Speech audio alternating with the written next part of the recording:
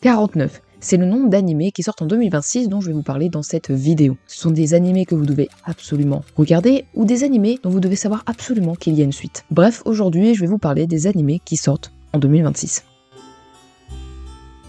Salut mes petits ananas, j'espère que vous allez bien. Bonne année, puisque nous sommes en 2026 au moment où cette vidéo sort. Pour l'instant, moi je ne sais pas encore ce que j'attends en avance, mais nous sommes en 2026. Aujourd'hui, comme vous l'aurez vu dans le titre de la vidéo, je vais parler des animés de 2026. Je vais procéder différemment que l'année dernière. Je vais revenir à un format que j'avais fait il y a 2 ans, je crois, de faire saison par saison. C'est-à-dire que je vais faire saison d'hiver, je vais vous parler des nouvelles saisons, puis ensuite je vous parlerai des nouveaux animés. Et pareil pour la saison de printemps et nouvelle saison, les nouveaux animés, et ainsi de suite. Du coup, je vais parler à la fois de saisons et de nouveaux animés. Bref, je perds pas plus de temps, puis on va commencer avec donc la saison d'hiver.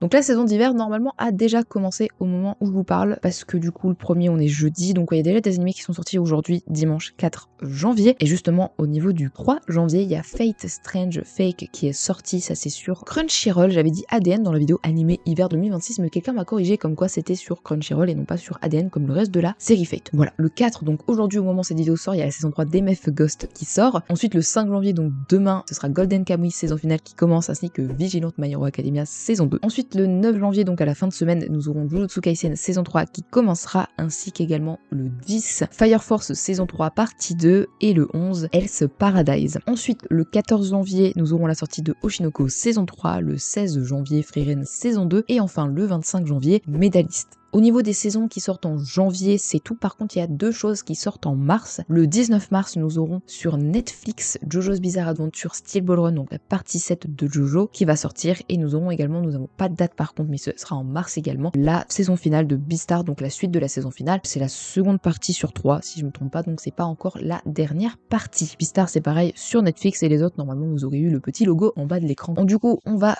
enchaîner avec les nouveaux animés et on va commencer avec Ikoku Nikki. Makio Kodai, une actrice de 35 ans, apprend le décès de sa sœur aînée et de son conjoint avec lesquels elle était en froid depuis plusieurs années. En se rendant à la morgue, elle tombe sur sa nièce, Asa Takumi, 15 ans, qui est désormais orpheline. Aucun de leurs proches ne souhaitant recueillir l'adolescente, Makio se dévoue malgré son manque d'expérience. Débute alors une drôle de cohabitation entre une jeune fille chamboulée par la perte brutale de ses parents dans un accident et une adulte au caractère bien particulier. Darwin's Incident.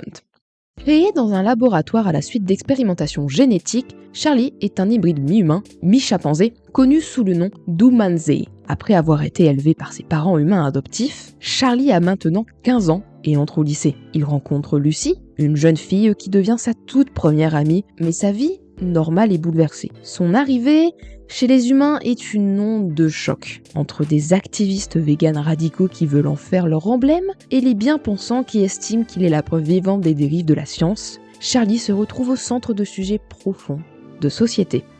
Anakimi. Mizuki Ashiya, 16 ans, est follement amoureuse de Izumi Sano, un lycéen ex-champion de saut en hauteur. Prête à tout pour rencontrer son idole, elle décide d'intégrer le même lycée que lui. Sauf que voilà, elle vit actuellement aux États-Unis et lui au Japon. Et surtout, le lycée de Osaka est un internat pour garçons. Mais cela n'arrête pas Mizuki qui quitte sa famille, traverse un océan et se déguise en garçon. À peine arrivée, et la voici déjà en retard. Elle est d'ailleurs tellement pressée qu'elle ne fait pas attention où elle va et entre en collision avec un élève de sa classe qui n'est autre que Sano. Elle est aux anges. Ils font tous les deux partie de la seconde C.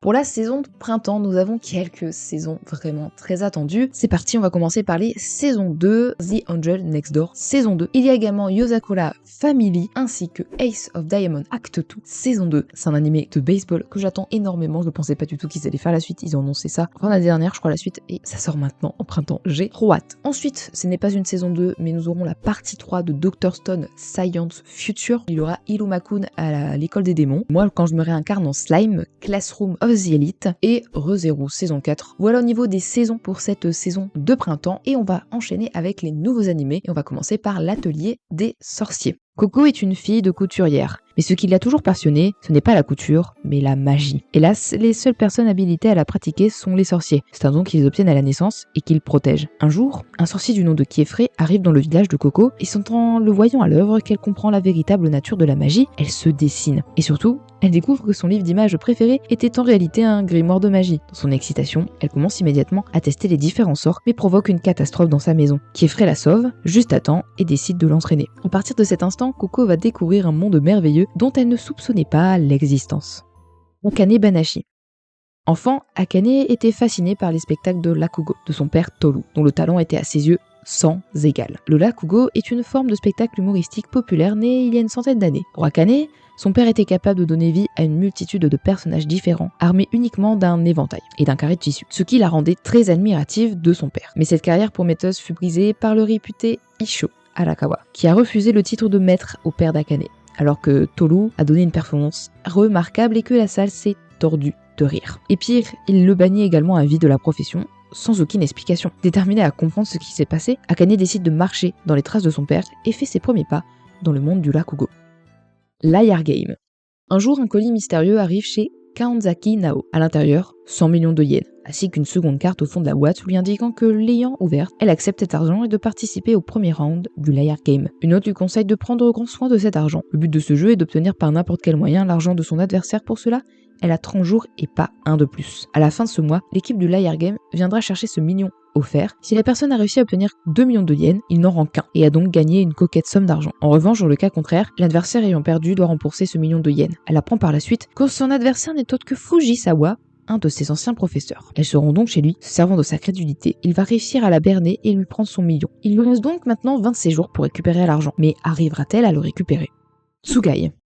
Dans un petit village isolé en pleine montagne, vivent depuis toujours Yulu et sa sœur jumelle Asa. Mais elles n'ont jamais eu vraiment d'interaction avec la prison. C'est un lieu mystérieux pour elles. Un jour, Asa est convoquée pour y travailler et elle y est confinée. Elle ne peut plus avoir d'interaction avec sa sœur jumelle Yulu. Séparée de sa sœur, Yulu va peu à peu découvrir les secrets de son village et découvrir ce que cache cette prison. La saison d'été, c'est la saison la moins remplie des 4 saisons. Normalement, logiquement, ça devrait être la saison d'automne. Mais la saison d'automne, on a déjà eu plus d'annonces de nouvelles saisons et même de nouveaux animés que sur la saison d'été. Bon, il y a quand même beaucoup plus qui ne sont pas annoncés officiellement, enfin, qui ne sont pas annoncés avec une date officielle. On verra ça à la toute fin de la vidéo. Ça, je l'ai pas précisé au début. Bref, au niveau des saisons, nous avons seulement la suite de Bleach 1000 Years Blood War. La partie 4, je crois, si je me trompe pas déjà. Voilà, et nous aurons comme nouvelle et unique animé pour l'instant d'annoncer Jadugar.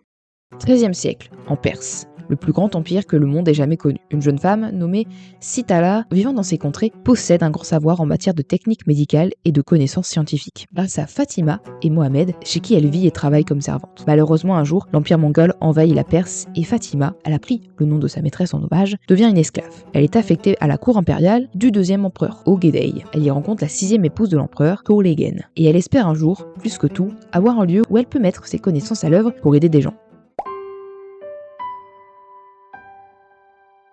Pour ce qui est de la saison d'automne, comme je vous ai dit juste avant dans la saison d'été, il y a déjà un peu plus d'annonces de saison. Nous avons notamment la saison 2 de Blue Box qui a été annoncée, également la saison 3 des carnets de l'apothicaire, et aussi également la 3e partie de la Coupe du Monde U17 de Chine Tennis. Voilà, ce sera seulement ça pour la saison d'automne, puisque le reste, vraiment, comme je vous ai dit, c'est des saisons et des animés tout nouveaux qui ne sont pas encore officialisés au niveau d'une saison. Voilà, donc on va parler de tout ça.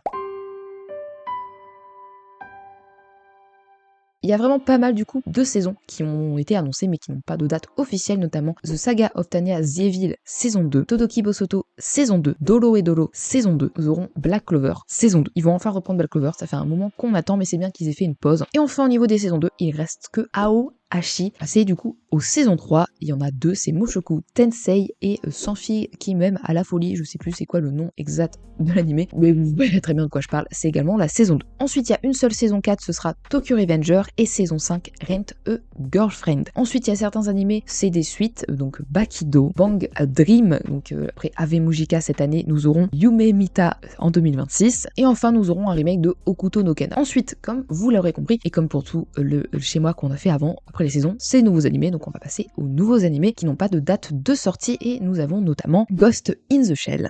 2029. Le monde a enduré 4 guerres mondiales et a inauguré une nouvelle ère de progrès technologique qui a largement transformé la société telle que l'humanité la connaît. Les améliorations cybernétiques, les IA robotiques et les cyborgs sont maintenant devenus la norme dans un monde où les humains sont plus des machines que des êtres humains. Cependant, avec ce changement moderne, le crime a commencé à évoluer également. Les pirates informatiques, les fonctionnaires corrompus et d'autres opportunistes ont trouvé des moyens de se faufiler dans des systèmes innovants pour leur propre intérêt personnel. Au Japon, où de tels crimes sont monnaie courante, le gouvernement établit la Section 9, une équipe clandestine d'agents hautement qualifiés pour contrer ces menaces. Le major Motoko Kusanagi, une femme d'un calibre impénétrable, dirige la Section 9 dans sa mission de lutte contre le cyberterrorisme. Smoking behind the supermarket with you. Sasaki est un employé de bureau de 45 ans. Il est célibataire et usé par ses heures de travail à rallonge. Son seul rayon de soleil, c'est Yamada, la caissière de la supérette, qui lui sourit toujours. Après chaque journée fatigante à se faire engueuler par son patron, Sasaki s'arrête au magasin pour décompresser en parlant avec Yamada. Après une journée particulièrement éprouvante, Sasaki se présente au supermarché, mais il constate que le service de Yamada est déjà terminé. Déçu, il cherche un endroit pour fumer, quand une femme derrière le magasin l'appelle pour la rejoindre, Tayama. Ainsi, Sasaki se rend désormais au supermarché pour passer du temps et décompenser à la fois avec Yamada et Tayama. Gambale Nakamura-kun. Okuto Nakamura est un étudiant timide qui ne chérit que 2 choses dans ce monde, sa pieuvre domestique et son camarade de classe au grand-cœur, Aiki Hirose. Depuis la cérémonie d'entrée à l'école, Nakamura admire son camarade de classe jovial, bien plus que de raison. Après avoir rassemblé tout le courage en lui, il décide finalement de parler à Hirose. Lors de cette première tentative de prise de contact, il commet une erreur, et l'idée que Aiki devienne son ami devient un rêve lointain. Mais à l'école, les élèves sont censés coopérer dans de nombreuses activités ensemble, ce qui signifie que Nakamura peut essayer de passer plus de temps avec Hirose. Compte tenu de ces opportunités, peut-il réussir à se racheter et atteindre son objectif de devenir un bon ami avec Hirose.